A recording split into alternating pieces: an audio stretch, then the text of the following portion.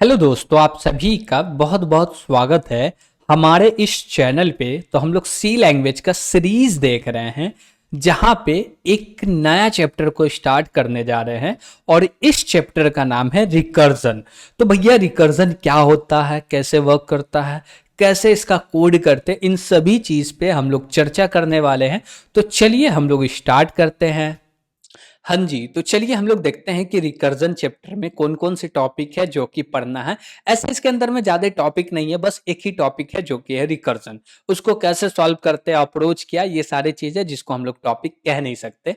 हम लोग का बनाया गया रूल है बस, और कुछ भी नहीं है। तो रिकर्जन क्या होता है, रिकर्जन ट्री, अप्रोच क्या है सॉल्व करने का, ये सारी चीज़ हम लोग देखने वाले, जो कि है हमारा एजेंडा। तो सबसे पहले हम लोग देखेंगे recursion. What is recursion? Recursion fun क्या होता, व्हाट इज रिकर्जन का जब बात करें तो रिकर्जन उसको बोलते हैं जो एक फंक्शन होता है और वो फंक्शन खुद को खुद के अंदर से कॉल करता हो, दैट इज रिकर्जन। अब कैसे समझ में आ रहा भाई? ये तो समझ में आ नहीं रहा। इसको समझे कैसे? सिंपल सा ऐसे समझिए कि एक फंक्शन है जो कि कॉल कर रहा है किसको, खुद को, उसी को बोल रहा है रिकर्जन। भाई नहीं समझ में आया? फिर से हम लोग इसका जब प्रैक्टिकल देखिएगा तो समझ में आ जाएगा। हम बोले क्या, जैसे कि मेरे पास F1 क्या है, एक फंक्शन है, इसका ब्लॉक क्रिएट किया, हाँ, इसी के अंदर में बोले ये मेरा F1 है, इसको कॉल कर दिए। ये मेरा फंक्शन है, इसको, इसी फंक्शन को इसी के ब्लॉक के अंदर में क्या कर दिए भाई, कॉल कर दिए, डेट इज रिकर्जन। ठीक है भाई। A recursive method solve a problem by calling a copy of itself to work on a smaller problem. भाई इसका मतलब नहीं समझ में आया, बताइएगा। Why not bro?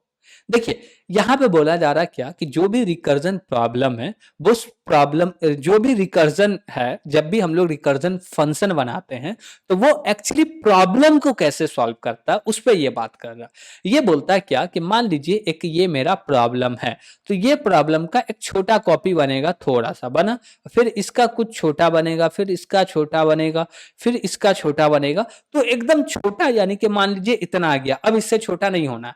तो यहीं से फिर सॉल्व करना स्टार्ट करेगा और फिर ऊपर तक जाते जाएगा। ओके।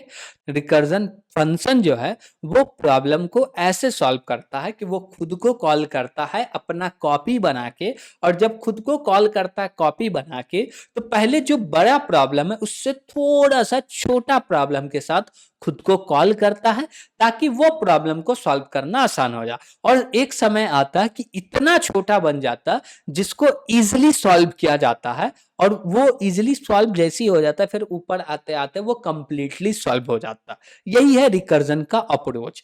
दूसरी बात, अब बड़े से बड़े प्रॉब्लम को लूप का यूज करके सॉल्व कर रहे हो तो 20 लाइन, 40 लाइन, 50 लाइन लगेगा। लेकिन रिकर्जन में सॉल्व कर रहे हो तो मैक्स टू मैक्स 10 लाइन में कंप्लीट हो जाएगा, जितना भी बड़ा से बड़ा प्रॉब्लम क्यों ना हो, मैक्स टू मैक्स 10 लाइन में कंप्लीट हो जाता है। ओके। अब ये नहीं बोले कि पूरे के पूरे एप्लीकेशन को रिकर्जन में सॉल्व कर रहे हो तो 10 लाइन से ज्यादा हो गया, उसका बात नहीं। हम नॉर्मल लाइफ का बात बोल रहे, नॉर्मल प्रॉब्लम का, कि 10 लाइन्स जो कोड होगा उसके अंदर में रिकर्जन से प्रॉब्लम सॉल्व हो जाएगा। लेकिन उसी प्रॉब्लम को सॉल्व करने के लिए लूप का यूज कर रहे हैं तो मल्टीपल लाइन का यूज करना पड़ जाएगा। ओके। अब आगे बढ़ रहे हैं। आगे जो नेक्स्ट पॉइंट बोला, it is important to ensure that the recursion terminated. अब इसका मतलब क्या हुआ, हमें एक चीज तय करना पड़ता कि ये जो हम लोग कॉल कर रहे हैं खुद को, यानी कि जो फंक्शन है, वो फंक्शन खुद को अपने ब्लॉक से जो कॉल कर रहा, ये कब तक प्रोसेस चलेगा, उसके लिए उसका एंडिंग पॉइंट क्या होगा, ये भी तय करना जरूरी है। अगर ये नहीं तय कर रहे तो वो इनफिनाइट में फंस जाएगा, और वो हमेशा कॉलिंग में एक चक्कर में फंस के कॉल करते रह जाएगा, एक लूप में फंसा रह जाएगा। ओके। तो उस लूप से बाहर निकलने के लिए टर्मिनेटेड पॉइंट डिसाइड करना पड़ता है। Recursion code is generally shorter than easier to write than iterative code, यानी कि रिकर्जन का जो कोड है वो छोटा भी होता है और इजी भी होता है, किसके मुकाबले में, लूप के मुकाबले में। बस इतना ही है। अब देखिए, इस पे और आगे जाके जितना भी चर्चा करते रहेंगे बहुत है, लेकिन उससे पहले हम लोग आगे बढ़ते हैं और कोड करना स्टार्ट करते हैं। ओके। तो उसके लिए हम लोग एक फाइल बनाते हैं और इस फाइल का नाम हम लोग रखेंगे रिकर्जन। अब बोले क्या, रिकर्जन डॉट सी, इसके अंदर कोड क्या लिखिए, तो हम बोले पहले तो भाई जो भी डेमो के अंदर है इसको कॉपी कर लो। तो इसको कंट्रोल सेलेक्ट किए और कॉपी करके यहाँ पे पेस्ट कर दिया। अब थोड़ा सा आगे बढ़ते हैं और एक दो चीज पे बात करते हैं। देखिए, जब भी हम लोग रिकर्जन में प्रॉब्लम सॉल्व करेंगे तो पहले प्रॉब्लम को आइडेंटिफाई कर लो कि प्रॉब्लम कौन सा है। जैसे कि हमारे पास एक प्रॉब्लम है जो कि बोल रहा है 1 2 3 4 5 डॉट डॉट डॉट डॉट 10 तक प्रिंट करना, 1 से लेके 10 तक प्रिंट करना। That is problem. You can use loop, but we are learning recursion. तो अभी हम लोग रिकर्जन पढ़ रहे हैं, तो अभी हम लोग को क्या यूज करना पड़ेगा, रिकर्जन को। ओके, तो यहाँ पे हम लोग क्या करेंगे, यहाँ पे हम लोग बोलेंगे क्या कि जब भी रिकर्जन से प्रॉब्लम सॉल्व कर रहे हैं तो इसका अप्रोच क्या होता है पहले वो समझते हैं। सबसे पहला अप्रोच कि जो भी आप प्रॉब्लम सॉल्व कर रहे हो मान लो कि वो कंप्लीटली सॉल्व हो गया।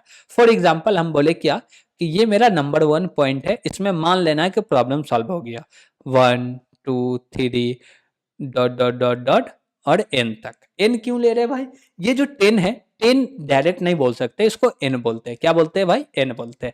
अब वेरिएबल नेम ले लेते हैं, कोई भी आप ले लीजिए वेरिएबल नेम। एन बोलना है, एम बोलना है, ए बोलना है, खुद का नाम बोलना है, तासिन कोडर बोलना है, जो बोलना है बोल दीजिए, चलेगा सब जगह पे। ओके ठीक है।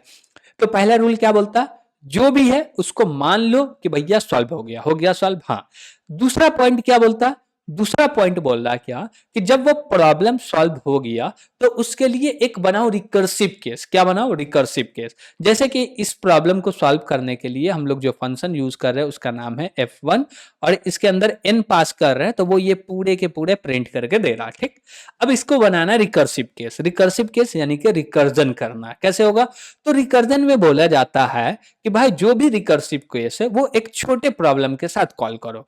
तो यहाँ पे हम लोग बोले ये मेरा f1 हुआ और इसके अंदर में पास करेंगे n-1। क्यों n-1 कर रहे हैं, n का वैल्यू 10 है तो 10 मान लीजिए थोड़ा बड़ा प्रॉब्लम है। अब 9 के लिए कॉल कर रहे हैं तो 9 थोड़ा सा छोटा हुआ ना, यस हुआ, कर दो। अब इसको कॉल करेंगे तो ये क्या करेगा, प्रिंट करेगा कहां तक, 1 2 3 डॉट डॉट डॉट n-1 तक प्रिंट करके दे देगा। यस या नो, हाँ भाई, यहां तक तो ये प्रिंट करके दे देगा, परफेक्ट है, इसमें कोई दिक्कत नहीं, n-1 तक प्रिंट करके दे देगा। अब थर्ड स्टेप क्या बोलता है भाई, थर्ड स्टेप बोलता है कि इसको टर्मिनेट कहां पे करना है, रोकना कहां पे, कितना छोटा प्रॉब्लम होना चाहिए। हम बोले स्टार्ट कहां से करना है, 1 से, एंड कहां से करना है, 10 से। तो 10 से एंड करना वो तो हमें पता चल गया कि n का वैल्यू 10 है तो 10 से एंड करना, लेकिन स्टार्ट कहां से करना वो तो पता नहीं है। तो हम लोग यहाँ पे एक कंडीशन बनाते हैं इफ का और बोलेंगे ये जो n है ये हमेशा क्या होना चाहिए, बड़ा या बराबर होना चाहिए 1 से, तो ही ब्लॉक चले। ओके, तो इसी के अंदर में हम लोग रिकर्जन करेंगे और काम कंप्लीट हो गया। ओके, अब यहाँ पे एक प्रॉब्लम आता है कि जब आप ऐसे लिखिएगा तो ये पूरा का पूरा प्रिंट करके दे देगा n-1। तो जो मेरा डेटा आना चाहिए 1 to 10 ये आ रहा 1 to 9, ओनली बच गया 10। और 10 का वैल्यू किसके अंदर है, n के अंदर है। तो हम लोग बोले यहाँ पे हम लोग प्रिंट कर दे, क्या कर दे, प्रिंट कर दे किसको, n को, तो प्रॉब्लम सॉल्व हो जाएगा। हाँ भाई हो जाएगा, चलिए करके दिखाते हैं इसका प्रैक्टिकल लाइफ। तो उसके लिए एक फंक्शन बनाते हैं और इस फंक्शन का रिटर्न टाइप क्या होगा, वॉइड होगा और इसका नाम रखते हैं प्रिंट n। ओके, और इसके अंदर में एक वैल्यू आएगा जो कि होगा n, चलेगा। और इसका ब्लॉक क्रिएट किया और यहाँ पे इफ लगाएंगे। इफ के अंदर में बोलेंगे n जो है ये बड़ा होना चाहिए या बराबर होना चाहिए किसके, 1 के। अगर ऐसा है तो इसका ब्लॉक क्रिएट करो और इसी के अंदर रिकर्जन करना। रिकर्जन में क्या करना, जो प्रिंटफ है, सॉरी प्रिंट n है, इसको कॉल करो और इसके अंदर पास करेंगे n-1। ओके, और n- पास हो गया तो देखिए ये पूरा का पूरा फंक्शन चलेगा, तो 1 से लेकर 9 तक प्रिंट करके दे दिया। तो बच गया 10। 10 का वैल्यू कहाँ है, n के अंदर। तो हम लोग बोलेंगे भाई यहाँ पर प्रिंट कर दो n का वैल्यू। तो %d थोड़ा सा स्पेस ले लेते हैं और यहाँ पे प्रिंट कर देंगे n का वैल्यू। n का वैल्यू क्या है, 10 है, तो 10 प्रिंट हो गया। बस इतना ही काम किए, मेरा रिकर्जन कंप्लीट हो गया। इसको कॉल करेंगे और n का वैल्यू जो भी पास करेंगे वो प्रिंट करके दे देगा। लेकिन इसको ऊपर में डिफाइन भी तो करना पड़ेगा, दैट मीन्स डिक्लेयर तो करना पड़ेगा ना। तो उसके लिए ऐसे लिखेंगे और यहाँ पे वेरिएबल नेम देना है तो दे दीजिए, नहीं देना है तो मत दीजिए। हम दे दिए, कोई दिक्कत नहीं। अब बोले इसको हटाते हैं और बोलते हैं प्रिंट n और इसके अंदर पास कर दिए n का वैल्यू 10। अब बोलते हैं इसको एग्जीक्यूट करते हैं, तो ये देखिएगा 1 से लेके 10 तक हमें प्रिंट करके दे देगा। ओके, तो चलिए इसको कंपाइल करते हैं। तो इसका नाम है आई थिंक रिकर्जन। तो ये रिकर्जन बोल दिए और रिकर्जन डॉट सी। अब जैसे कंपाइल किए, कंपाइल हो गया, फिर से बोलते ये रहा रिकर्जन एंटर जैसी करेंगे ये 1 से लेके 10 तक प्रिंट करके दे रहा। हाँ भाई दे रहा 100%। अब बोले क्या कि यहाँ पे n का वैल्यू 10 दिया, अब 100 देंगे तो 100 तक प्रिंट करके देगा। हम बोले हाँ भाई आपको जो भी वैल्यू देना है दो वो प्रिंट करके देगा। तो हम लोग बोले ठीक है, फिर से कंपाइल करते हैं और इसको फिर से रन करते हैं। जैसे रन किए तो आप लोग देख सकते हैं 1 से लेके 100 तक प्रिंट करके दे रहा। तो यहाँ पे आपको समझ में आया होगा कि रिकर्जन के प्रॉब्लम को सॉल्व कैसे करते हैं, क्या अप्रोच बनता है। ओके, उसके बाद यहाँ पे हम लोग देख रहे हैं रिकर्जन ट्री। रिकर्जन ट्री में क्या होता है, जब रिकर्जन चलता है तो कैसे ट्री बनता, ये ट्री समझ में आपको आ गया तो पूरा का पूरा रिकर्जन समझ में आ जाएगा। फॉर एग्जाम्पल हम लोग यहाँ पे आते हैं और समझते हैं। जैसे कि मान लीजिए मेरे पास एक F1 है, तो बोलते हैं ये रहा मेरा F1, इसके अंदर वैल्यू आया, क्या आया, वैल्यू आया। अब वैल्यू क्या आएगा भाई, क्या आएगा, हम बोले n आएगा। ठीक, ठीक है भाई। अब ये मेरा एक फंक्शन है और यहाँ पे बोले क्या कि चलो ठीक है F1 आया है और इसके अंदर में हम लोग कॉल कर रहे हैं। तो ऐसे तो हम लोग नहीं लिखेंगे, हम लोग रुक जाइए, हम लोग पूरे के पूरे कंडीशन बना के लिखेंगे ताकि समझ में अच्छे से आ जाए। तो हम लोग बोलते हैं क्या कि डायरेक्ट एक फंक्शन बना लेते हैं पहले। तो बोले वॉइड रिटर्न टैब वगैरह उतना नहीं लिख रहे, बस बोले F1, यहाँ पे n आ गया, इसका सॉरी, तो इसका ब्लॉक क्रिएट कर लिए और यहाँ पे बोलेंगे इफ, और इफ के अंदर में क्या बोलेंगे कि ये जो n है ये बड़ा होना चाहिए किससे, 0 से। अगर बड़ा है तो कॉल कर दो, इसका ब्लॉक क्रिएट कर लिया और बोले F1 को कॉल कर दो और यहाँ पे n-1 पास कर दो और उसके बाद यहाँ पे प्रिंट कर दो। क्या प्रिंट करोगे भाई, तो यहाँ पे हम बोले प्रिंट कर देते हैं जो भी n का वैल्यू है वो। ओके, इतना हो गया, ठीक है। अब आगे बढ़ते हम लोग, थोड़ा सा इसको छोटा करके आगे बढ़ते। अब बोले क्या कि सबसे पहले n का वैल्यू लो। तो हम बोले ये मेरा n है, n का वैल्यू ले लिए, कितना ले ले, हम लोग बोले 3 ले लिए, छोटा लेते कि इसको ट्रैक करना आसान हो। 3 ले लिए, ठीक है। पहले ये एग्जीक्यूट होगा, हो गया। अब जैसे ये एग्जीक्यूट होगा, ये कंडीशन ट्रू है, फिर से ये कॉल करेगा, ये कॉल होगा फिर से, और यहाँ पे फिर से क्या आएगा, n-1, और इसके अंदर क्या आएगा, n-1 आ गया, और यहाँ पे कॉल क्या हो जाएगा, ये ब्लॉक एंड कर देते हैं, ये भी एंड कर देते हैं। यहाँ पे क्या होगा, प्रिंट कर दो, क्या प्रिंट कर दो भाई, n को, ठीक है। अभी भी यहाँ पे, यहाँ से n का वैल्यू क्या आ रहा है भाई, देखिए यहाँ पे n का वैल्यू 3 आया, यहाँ से पास हो रहा है 2, यहाँ से n का वैल्यू क्या आया, 2 आया। अब इससे आगे जा रहे हैं हम लोग, आगे जा रहे हैं, इससे आगे जा रहे हैं, तो n का वैल्यू क्या आएगा, चलिए देखते हैं, 2-1 यानी कि 1। तो यहाँ पे फिर से बोले F1, और F1 के अंदर फिर से n-1 आ जाएगा, और यहाँ पे प्रिंट कर रहे हैं, क्या प्रिंट कर रहे हैं भाई, n प्रिंट कर रहे हैं। तो यहाँ से n-1 यानी कि n का वैल्यू 2 आया, तो यहाँ पे आ जाएगा 1, और यहाँ से कॉल होगा तो 0 आ जाएगा, 0 आएगा तो ये फॉल्स होगा, ये नहीं चलेगा। अब यहाँ पे चलेगा तो यहाँ पे प्रिंट हो जाएगा 1।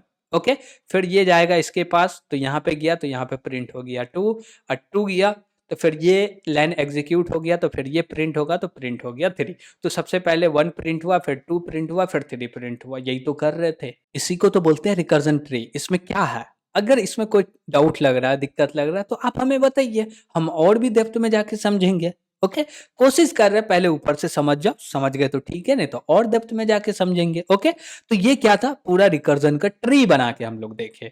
अब यही चीज हम लोग यहाँ पे आके भी देख सकते हैं, जैसे कि देख यहाँ पे कॉल हुआ, ये मेमोरी मिला, फिर ये कॉल करेगा, मेमोरी मिलेगा, तो ये करने जाए तो बहुत समय लग जाएगा, जो कि उतना समय आप खुद ही नहीं वीडियो देखिएगा तो बनाने से फायदा क्या, बना इतना बनाओ कि जितना आप देख सकते हो। ओके, तो यहाँ तक कोई भी दिक्कत लगे तो कमेंट करके जरूर बताइएगा हमें। इसके आगे कुछ मिलेगा क्या, बस वही अप्रोच मिल रहा है जो कि हम पहले आपको बात कर चुके हैं। सबसे पहले क्या करना है, मान लीजिए सॉल्व हो गया, उसके बाद रिकर्सिव फंक्शन कॉल कर दो, उसके बाद कंडीशन बना दो, पूरा का पूरा कोड लिख दिए, बस इतना ही तो है, और कुछ भी नहीं है। अब हम लोग आगे का प्रॉब्लम को सॉल्व करने के लिए, यानी कि आगे का जो भी चीज़ पढ़ेंगे तो उसमें जो भी प्रॉब्लम आएगा उसको सॉल्व करने के लिए फंक्शन का, रिकर्सन का हेल्प लेते चलेंगे, ताकि जो मेरा टॉपिक सब कवर हो गया वो रिवाइज होते रहे। दूसरी बात, इन सारे चीज के ऊपर बहुत सारे प्रॉब्लम के सॉल्यूशन विथ प्रॉब्लम दिए हुए विथ ड्राई रन करके, तो वो हमारे लॉजिक बिल्डिंग के सीरीज में मिल जाएगा, तो उसको भी फॉलो कीजिए। और उस प्ले लिस्ट का जो लिंक है इसी वीडियो के डिस्क्रिप्शन पे और आई बटन पे, दोनों जगह पे मिल जाएगा। ओके, तो आज के लिए इतना ही, थैंक यू।